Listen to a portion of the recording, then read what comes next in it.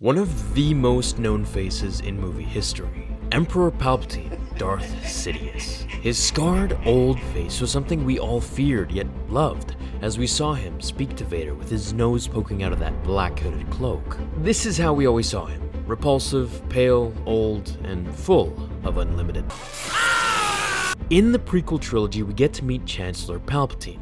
First when we met young Anakin, then throughout the trilogy as he planted his seeds into his future apprentice. He was relatively normal looking, like a friendly grandfather, almost. His skin relatively clear and nothing like the Emperor's from what we've seen. Now let's fast forward to Revenge of the Sith, where he duels with Mace Windu. The lightning attack he sent to kill Mace was ricocheted back onto himself, leaving him disfigured and scarred. While many over the years have said that this was the cause of his transformation, I'd like to reveal some information here that I have. Firstly, let's look at his transformation before and after. Look at his fingernails here. They're pretty normal. Then, once he's begun to transform as a result of the Force lightning, his face and skin change, but not just the color of his nails, but the length as well, as if he were some sort of beast or monster with claws, which doesn't happen when one gets electrocuted. Once Mace Windu has been thrown out the window, Palpatine gets up to knight Anakin as Darth Vader. However, the movie once again leaves out a crucial scene of dialogue that the book explains perfectly. The scene reads, Palpatine examined the damage to his face in a broad expanse of wall mirror. Anakin couldn't tell if his expression might be revulsion or if this were merely the new shape of his features. Palpatine lifted one tentative hand to the misshapen horror that he now saw in the mirror, then simply shrugged. And so, the mask becomes the man. He sighed with a hint of philosophical melancholy. I shall miss the face of Palpatine, but for our purpose, the face of Sidious will serve. Yes, it will serve. There seems to be an undertone here that implies the face of Sidious was in fact his true face, as he has always been Darth Sidious since his master, Darth Plagueis, knighted him.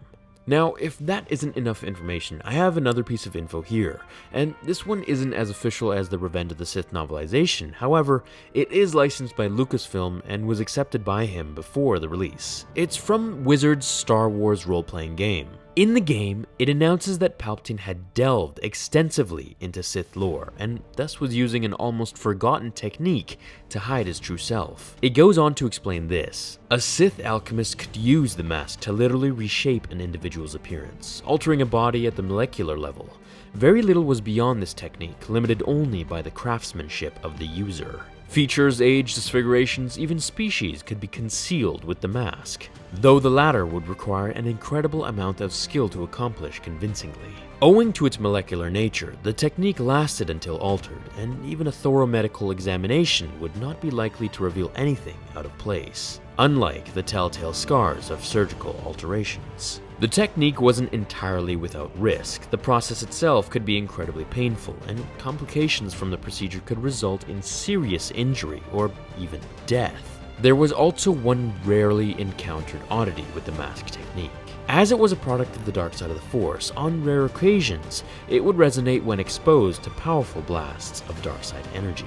If the subject was not careful, the mask would literally melt away, horrifically disfiguring the individual and making further attempts at concealment difficult. This is exactly what I believe happened in the film as well. His mask completely melted away and revealed his true self. Pale, wrinkled skin weathered by the heavy use of the dark side.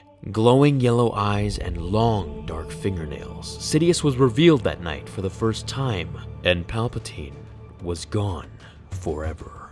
Do you accept the novel's allusion to Palpatine's mask? Would you like to believe that Palpatine did in fact use Sith Alchemy and ancient lore to alter his face in aid to political power? I believe he did, but I'd like to know what you guys think, as always. So go comment below right now and share your thoughts. I hope you all had or are having a fantastic day, and thanks again for watching today's video.